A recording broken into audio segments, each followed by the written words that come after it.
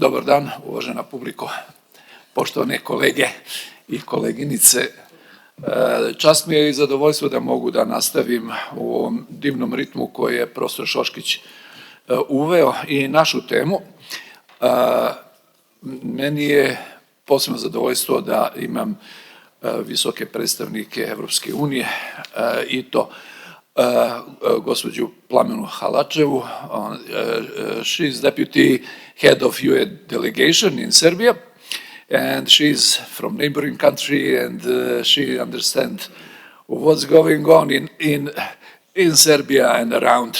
And please welcome her. Okay.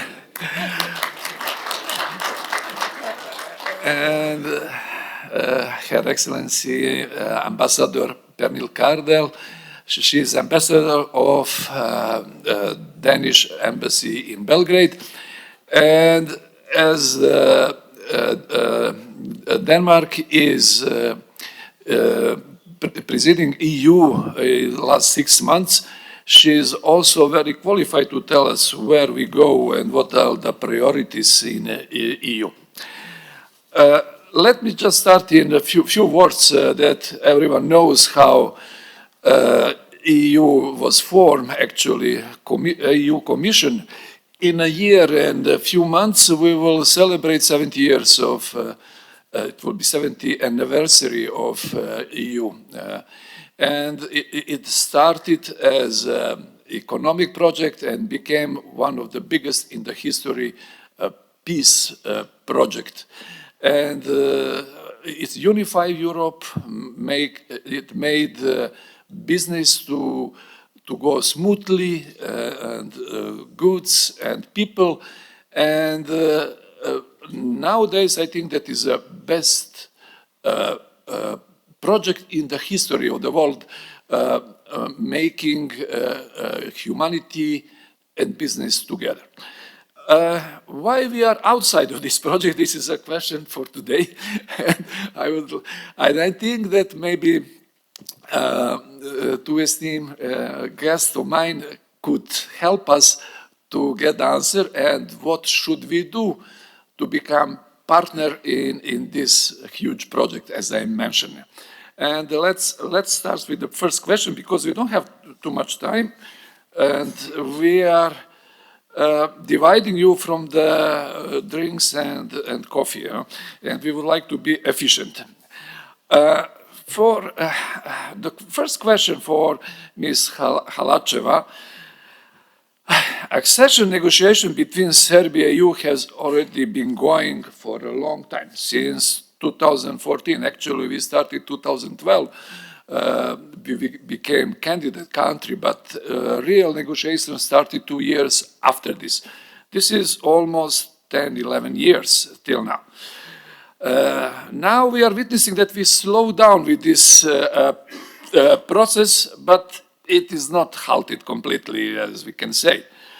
New chapters are not open and old ones are not closed. Only 2 of them is temporarily closed as finished, so-called. Out of 35 what we have, I think that we opened 22 only.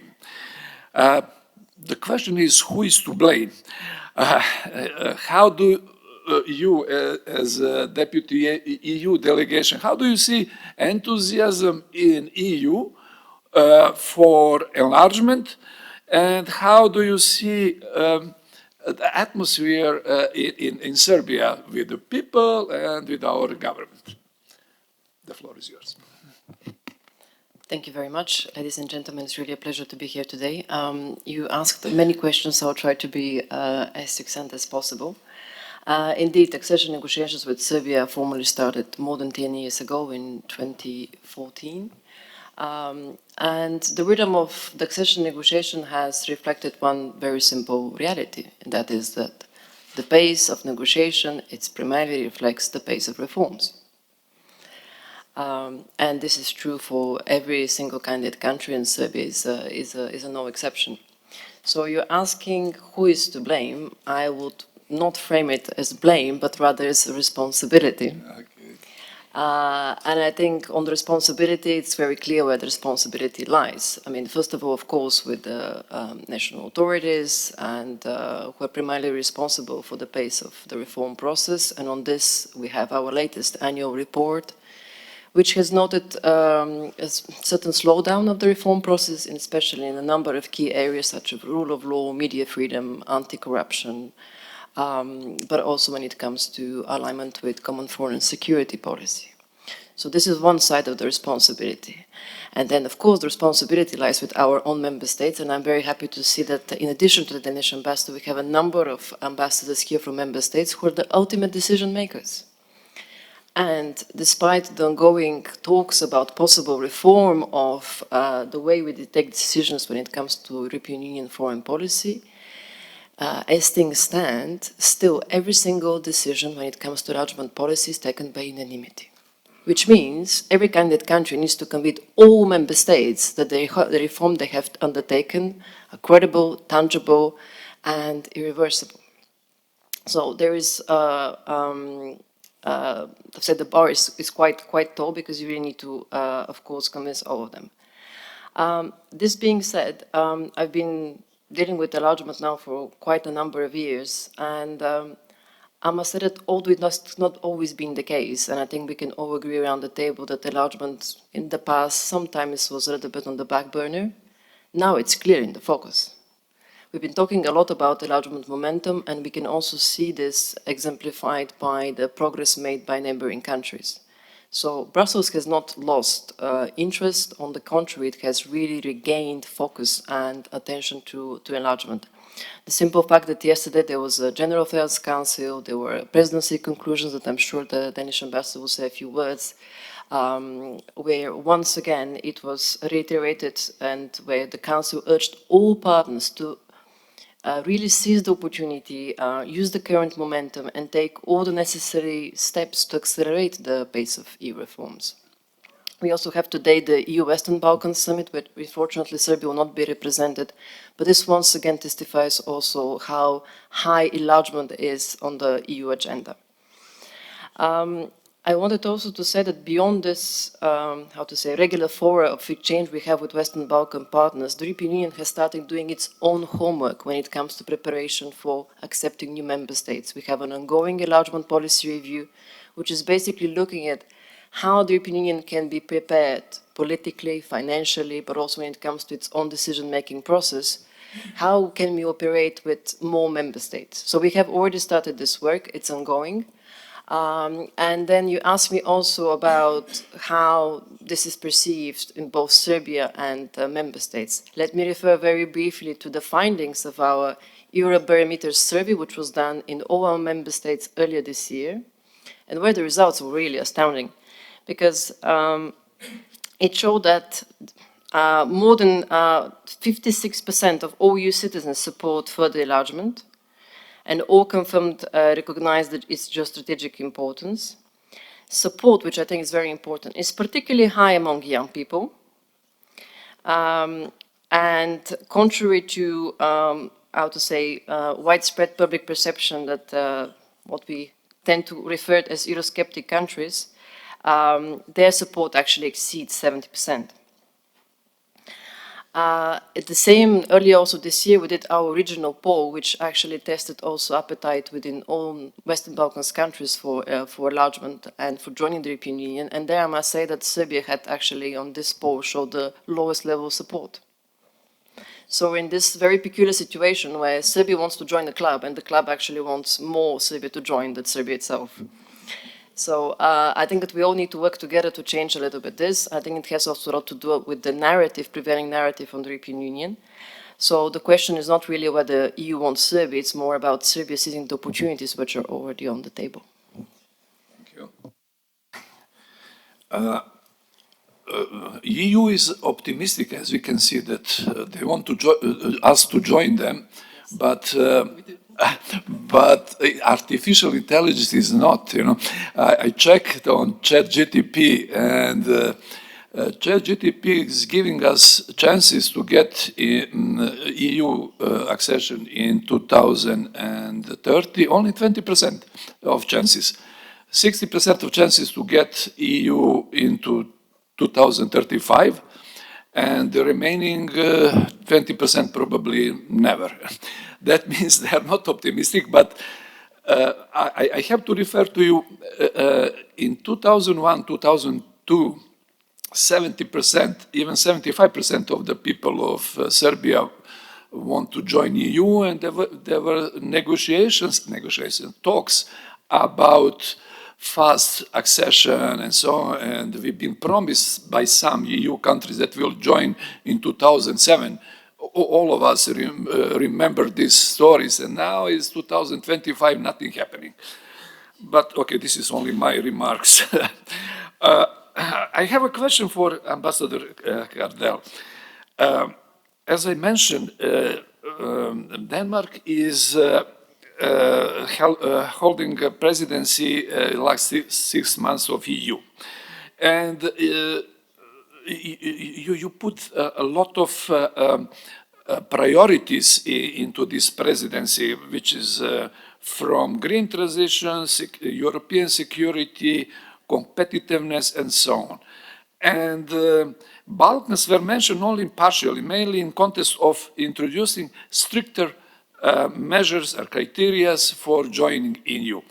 Is it because Denmark is far away from Serbia and Western Balkans, or it is generally attitude of major EU countries which control EU in a way? Thank you, and thank you for inviting me today. I think it's a really helpful discussion that we can have today. I'm a little sorry that we have the discussion here without Serbia participating in it, because this is, of course, a two-way street.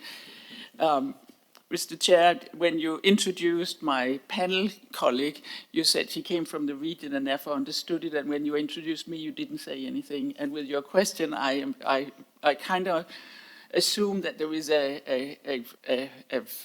assumption that the further away from the region, the less you understand of a region.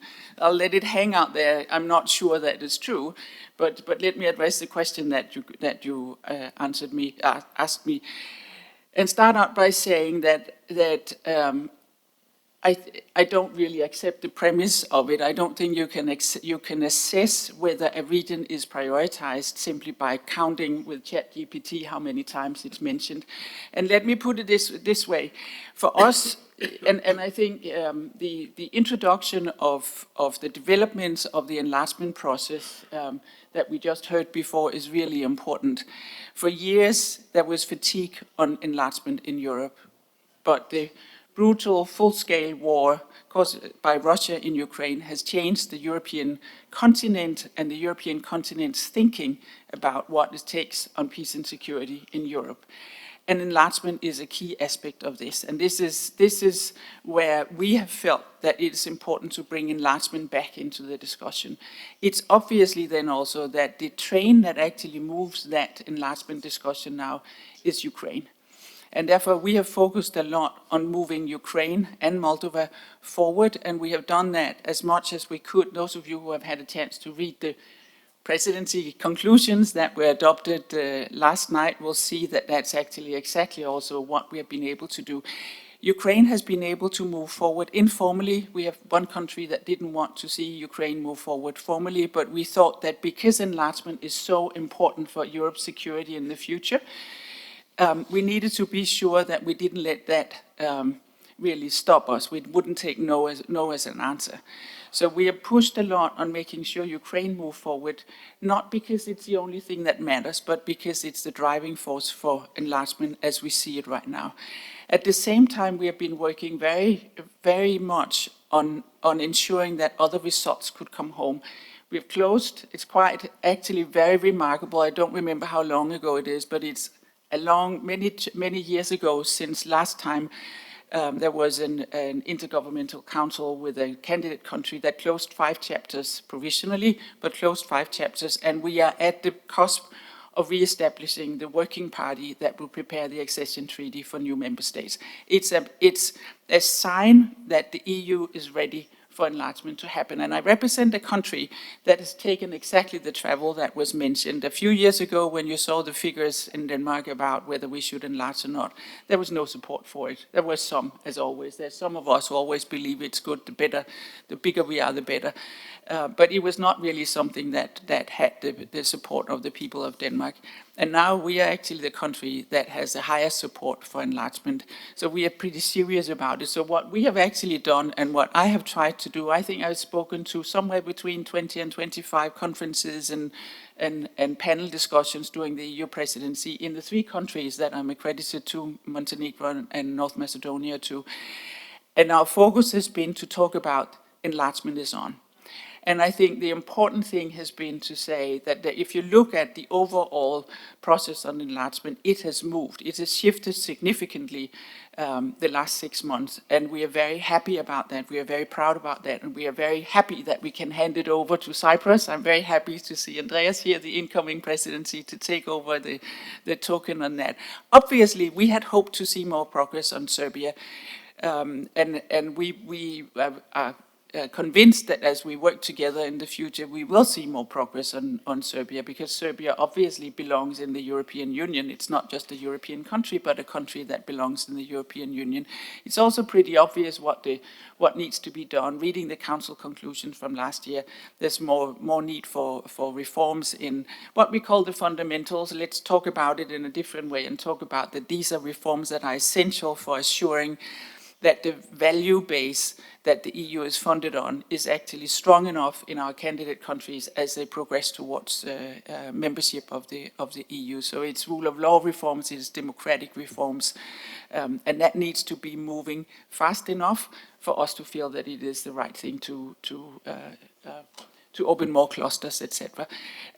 I am looking forward to the year to come to continue working with Serbia on making sure that Serbia gets on this motion of moving forward. I don't question whether it's possible. It's very possible. It's a matter of getting together, and I would really hope that also Serbia, and this is both government, it is civil society, it is think tanks, etc., get together on this agenda instead of letting this agenda being a divisive agenda. Because I actually also think the Eurobarometer, it wasn't the Eurobarometer, it was the survey that the EU delegations did in the region recently about support in the countries. I think the question this year was not about whether you would like to join the EU, but it was about whether you thought it was going to happen.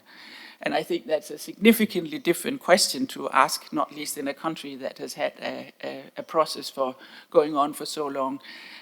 So I understand the frustrations. I understand why there is questions about whether it is likely to happen. I think the message is that geopolitically, it's not a question whether it should happen. It's a matter of making it happen.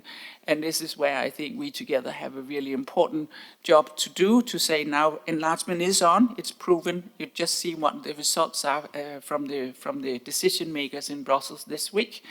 Now it's a matter of getting together to make sure that Serbia fully gets on that. And that takes the whole of society process. It's not something the government can do. It's not something the civil society can do. It's not something that think tanks can do. It's something that requires the whole society. And it is really an encouragement to see Serbia get together and take this opportunity to make sure that Serbia moves forward, as this is actually something that is in motion again in Europe. Thank you. Thank you. As we know that EU is partner of Serbia in business, around 70% of all trade, Serbian trade goes to EU. We have more than 200,000 people working for companies coming from EU, and investment, which are last several years were around 5 billion SDIs, around 5 billion, more than 50% were from EU. And this is our natural connection, and it could be even more if we establish further relation, like becoming member of the EU. For a question for Ms. Halacheva, What is the main obstacle? Because we have in circulation several things which are coming from time to time from different EU officials. One of them is that we are not aligned with EU foreign policy, thinking about Russia and so on, because we didn't impose sanctions to Russia. Another is too much trade with Russia, China, and other states which are not in the focus of EU. And there is also a number of others that we are problems, that we are not ready, our laws are not good enough, and so on. Also, dialogue with Kosovo, which is maybe the number one obstacle, is always is mentioned. What do you think? Which is the biggest problem, and can we solve them and become finally member of EU? Thank you very much. Looking at the remaining time, we'll try to be short on this one, but I really wanted very briefly to reflect on the previous question that you posed to the Danish ambassador. Because as somebody who is representing the European Union, but also, as you said rightly, I'm coming from a small neighboring country, I think it's important to recall the wise words of one of our founding fathers of the European Union, Paul Henri Spaak, who said many years ago, but I think that his words are becoming more and more relevant by the day. He said there are only two types of states in Europe. There are small states, and small states which have not realized yet that they're small. And I think this is something that we need to bear in mind, because I'm not talking about the EU, I'm talking about Europe. And to reflect also this when it comes to our geostrategic choices. Now, going backwards, when we opened accession negotiations with Serbia more than 10 years ago, in 2014, we established a negotiating framework, which is basically the basis of the process. And according to the negotiating framework we have with Serbia, there are two key elements which determine the pace of accession negotiations. One is progress in the rule of law, which is very much part of the DNA of what the European Union is. And the second is the pace of normalization of relations with Pristina. It's important to bear in mind that this negotiating framework was concluded and adopted before Russian war of aggression against Ukraine. And as the Danish ambassador mentioned, this changed everything. It completely changed the security architecture of Europe. So now, more than ever, alignment with common foreign and security policy bears weight. And we expect more than ever from candidate countries to know that we have each other's backs. More than ever, alignment with foreign policy is seen as really a strategic choice.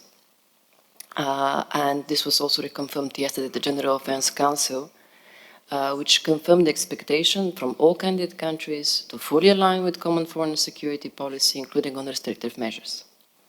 And on this, Serbia has made some progress. We're now a little bit more than 65, I think currently 67%. This was also acknowledged in our latest annual report, which also noticed that some of the decisions on aligning with our statements and measures were actually taken retroactively shortly before the annual report, but we do hope that this is a sustainable trend and that we can also rely on Serbia as a reliable partner.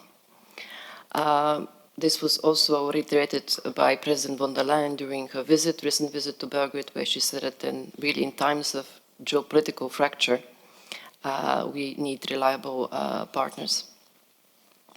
What we're also witnessing, and we of course, there is full understanding that there are these historic ties with Moscow, that they are developing economic relations with China, there is understanding for this.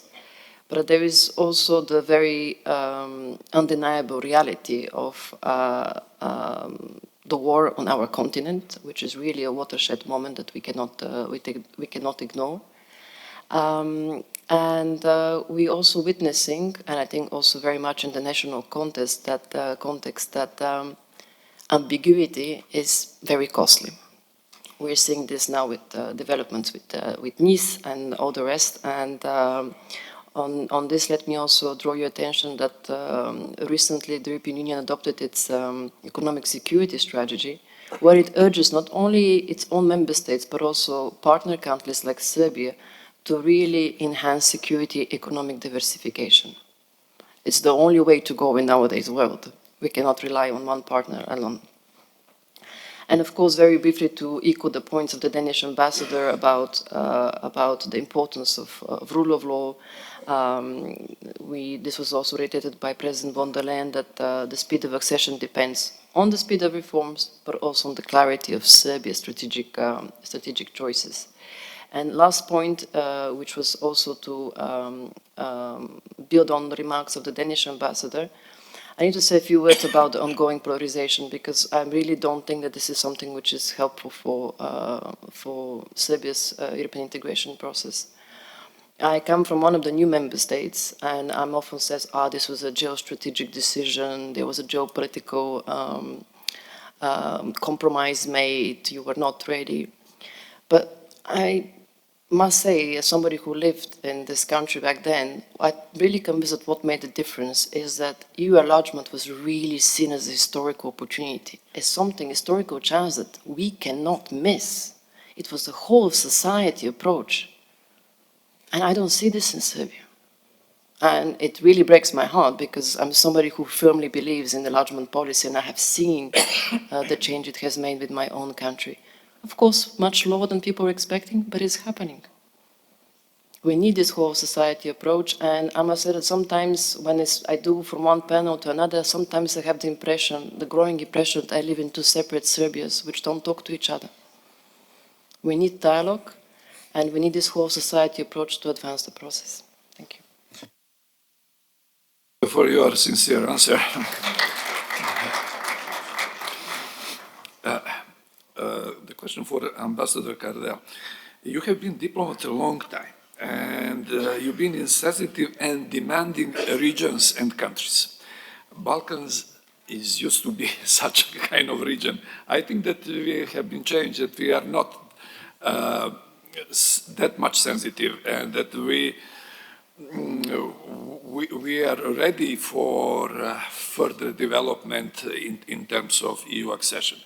But what is your opinion, as having in mind all your experience, and you are here for quite some time, and how do you feel opinion of the people and our politicians? They really want to join EU.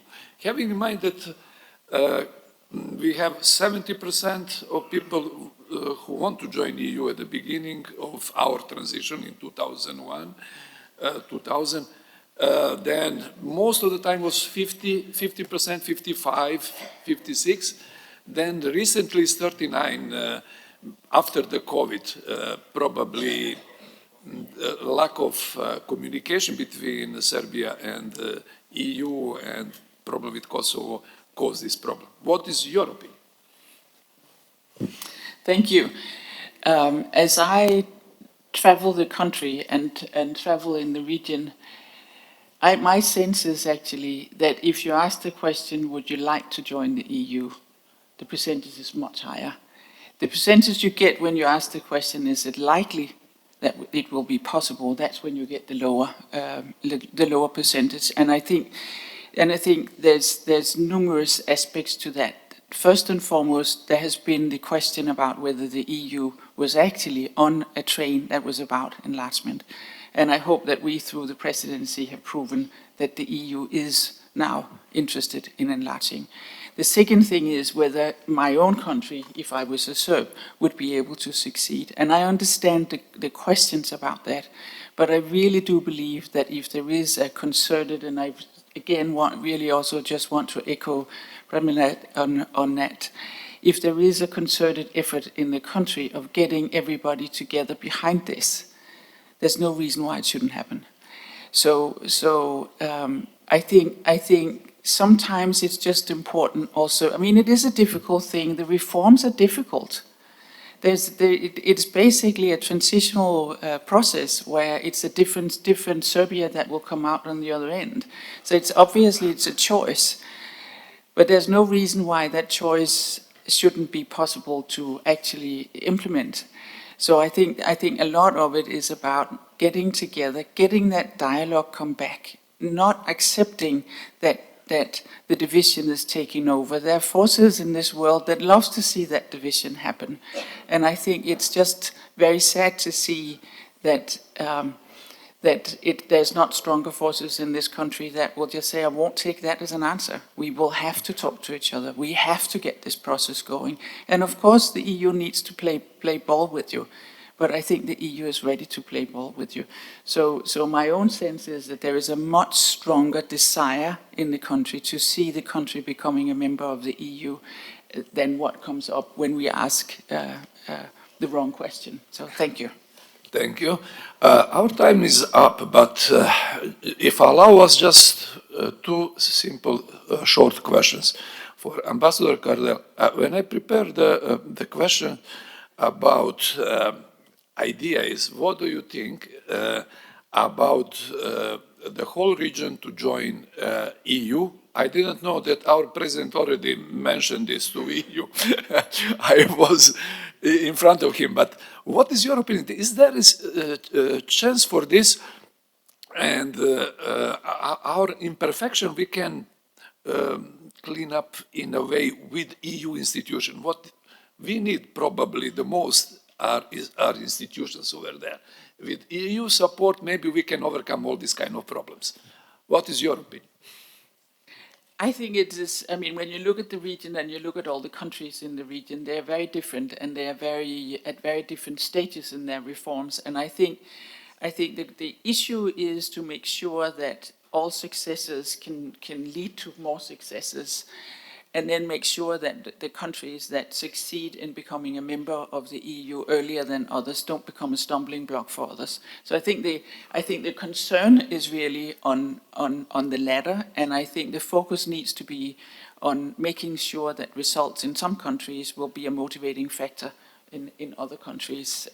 So I think it is more important to get firm results home as quickly as possible to not water out the likelihood that it's going to happen than it is to get everybody on board, but then at the same time make sure that countries don't become stumbling blocks for each other.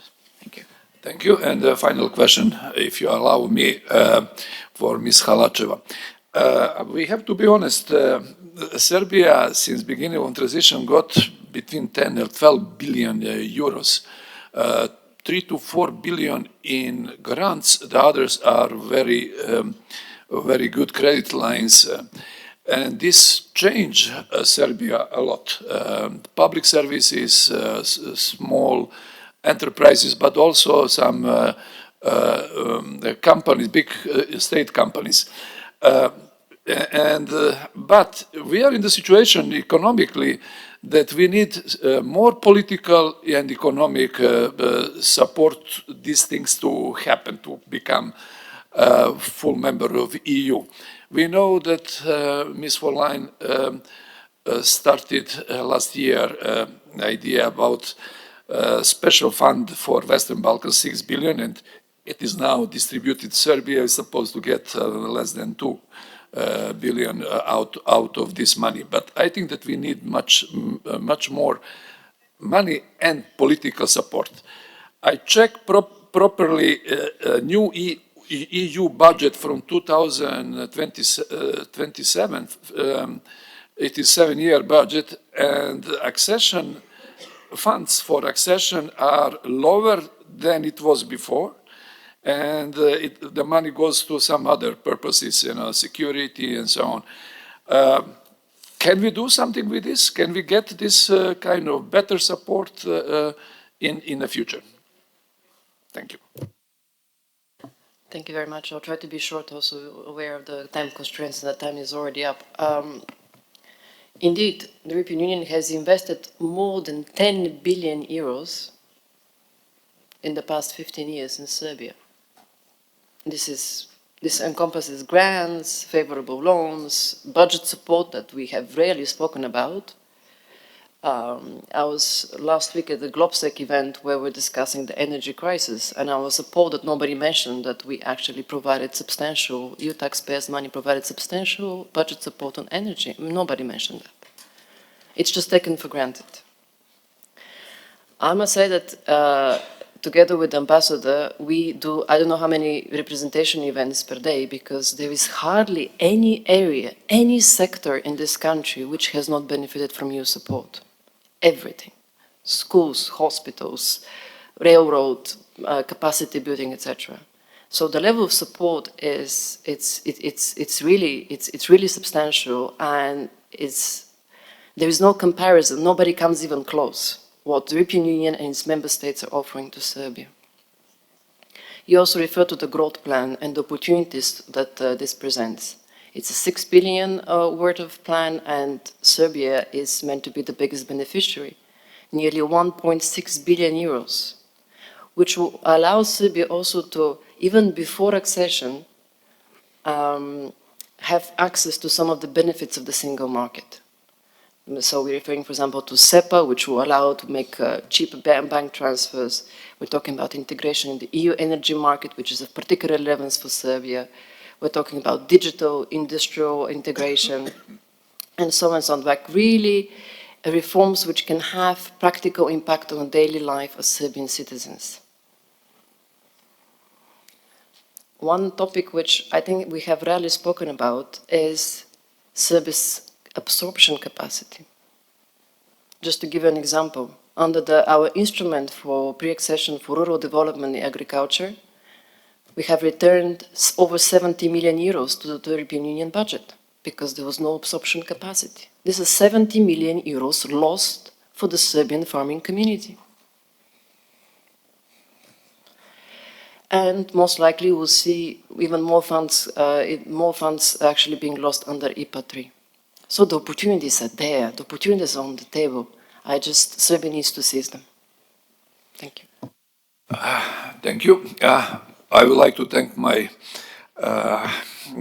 guests today for very honest and precise answer to my questions. Thank you very much. Please have a round of applause for them. It was really a pleasure.